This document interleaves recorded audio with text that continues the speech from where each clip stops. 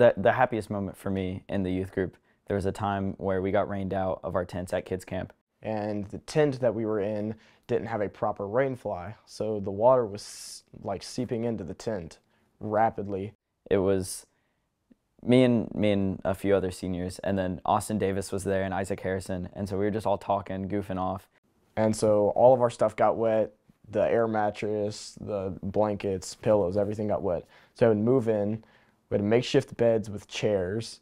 While we were in there, we were able to like have conversations with each other. They were deep, they were funny. Blake even was there. He was giving us some really great content to listen to. It was very meaningful because we had a lot of deep talks, and then 2 hours later we would be like crying out of laughter. It was just the funnest night I think I've ever had with the youth group. What I'm gonna miss most about the MBYG would be just the welcoming, like, of course, Blake and Skid, and like just the way they welcome each student with open arms and just welcome them as they are, wherever you're coming from. I'm gonna miss the people that I've grown up with. A lot of the people in the group, we've all kind of grown up together, and we've all just kind of been friends for a very long time, and I'm gonna miss that community of getting to, like, having a group of friends that you've known since you were like 5, and now having to start over with new friendships from scratch.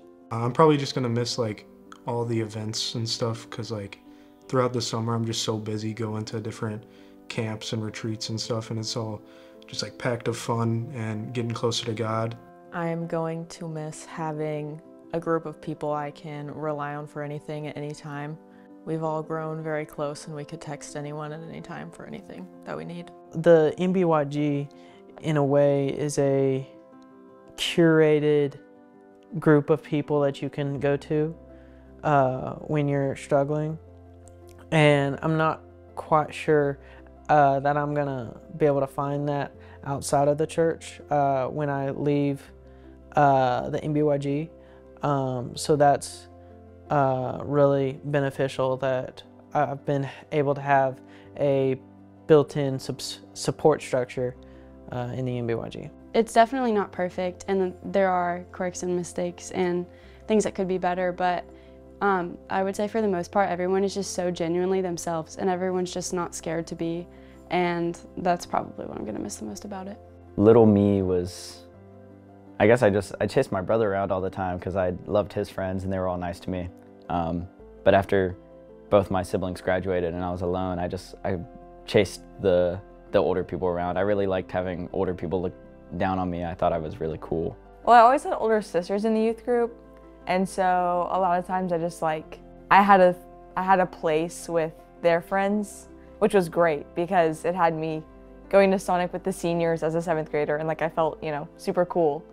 So I think it was easy to find my place when I was younger, but then I feel like I also learned a lot, like, as I get older, trying to make that place for younger students. Earlier on, I've always been very outgoing, but whenever we first started the youth group, I think I was more timid. My brother was already in the youth group, so I was kind of just, his name was Jackson, I was just Jack Parmer's little sister, and I kind of just thought that that's what I would always be. As I started getting involved and going to more events and more people, I saw that more people wanted to engage with me and talk with me. That's whenever I kind of broke out of my shell and realized that like there were people that I could be myself in front of, and I didn't just have to be like in someone's shadow, and that people actually wanted to get to know the genuine, actual, real me. Me now, I would like to think I've stepped much more into a leadership role as opposed to just, you know, following my sisters at the beginning. Yeah, I like to think that I'm more of a leader and trying to reach down to the younger students like the older ones used to reach down to me. Like at first, whenever I came in, I would be scared to act a certain way. Like I would be scared to be full out myself, but now I just don't really care because I know that all the people also don't really care, and they also all just want to genuinely be themselves and for everyone to accept them, and I'm like the same way. I guess me now versus little me, kind of just chasing everybody around. I'm the person I'm chasing, and so I always have the thought that I want to be good. I want to be like an important role model. I want to be somebody that parents tell their kids, like, I really like that person, you should go hang out with them, or like, I'm really glad they're your friend, like I like what they're doing for you. Because I've just always had role models and mentors that have shaped how I am and then unintentionally shaped how I want to be for younger people. I think the biggest lesson I've learned from my time in the MBYG is, I guess not a lesson, but the biggest thing I've learned is just how to relate to different people and how to talk to people of different ages, because you're thrown in with like 7th graders and 12th graders and everywhere in between. So when I was in 7th grade, I had never really like talked to older high schoolers before. So I think that it was probably just learning how to talk and relate to people that are different ages. I think the thing that I've grown the most in through the youth group is worship, because like I used to be the kind of guy that was like, oh, these silly songs are lame and like I'm too cool for that.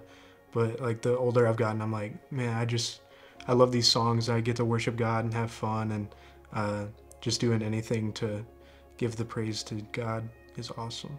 I think I've become way more spiritually drawn to God with all the friends in the MBYG. I have a bunch of friends that pulled me in, and for the better, and they were similar friends to the ones in school, but I've really gotten, I think, better spiritually because of the MBYG. The MBYG has definitely been beneficial around my freshman year when I had brain surgery, and it was an interesting time for me, and I just really appreciated having that community to just surround me in prayer and making me cards and visiting me all the time.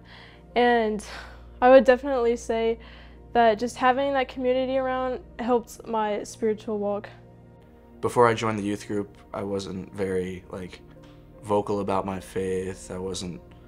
I didn't read my Bible at all. It just kind of collected dust there on my desk, and it's just kind of helped me live a more fulfilling life, I guess. I think definitely being more involved and putting more time into youth group has definitely helped me to be more vocal, be more upfront about my Christian life and the ways that I value what the Bible says and what I've learned through church and through what my parents have said about Christianity and stuff like that. It's made me a lot better vocally as a spiritual person. I know a lot better about how to talk about my emotions or talk about other people's lives or my struggles in a godly way, and talking about it with spiritual lingo that can help me to understand kind of how to battle the struggles that I have and how to deal with the issues I have within my life. So it's been really helpful for me to just kind of build that up. It's really helped my faith sociably in a lot of ways, and trying to connect others and disciple others and learning how to evangelize outward from the MBYG, trying to teach others about God in a more open and friendly-like way. I definitely want to leave behind what I saw others leave behind, which is just the kindness and the love that they showed me and how that helped me.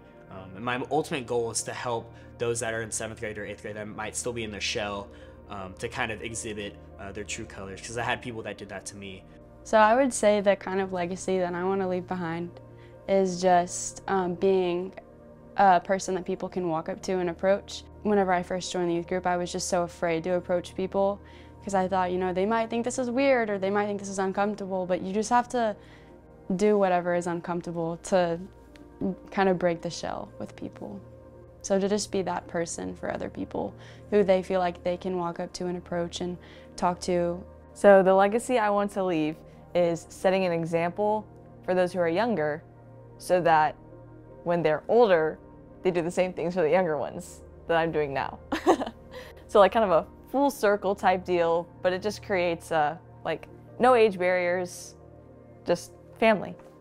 If I could give one piece of advice to the 7th graders, it would be to always have an open mind and always reach out to others in your community, even if they don't go to North Boulevard or another church. I think the advice I'd give to 7th grade me is to prioritize the group and prioritize the MBYG, prioritize North Boulevard. I was always pushed into going to church, and it was very easy for me to go to church from a young age, but then stuff started to kind of pile up, and I had soccer on top of that and other things that I wanted to do. So I became less active on like Wednesday nights and Sunday mornings.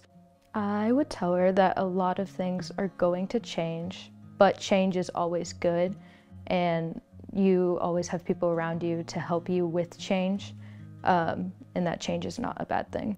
It's gonna be okay. Chill out. Don't try to grow up so fast, because it's gonna go by real quick, and you're gonna wish you enjoyed more than you did. Go to the retreats, talk to people. I don't know why, but I was really afraid that they'd like be mean to me for some reason. And so I'd also say that like they will talk to you and love you back, so. The MBYG has been so fruitful because of the outreach that we have. All the members of the youth group are very good at going into the schools and inviting those who maybe don't go to church or those who haven't been in a while.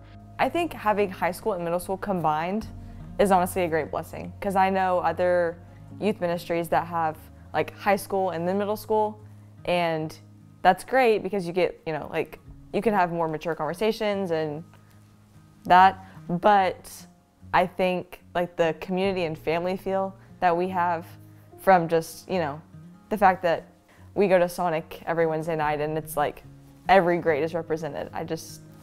Everyone knows everyone. I think it's grown and thrived because it's very loving to anybody, whether you're a Christian or a non-believer.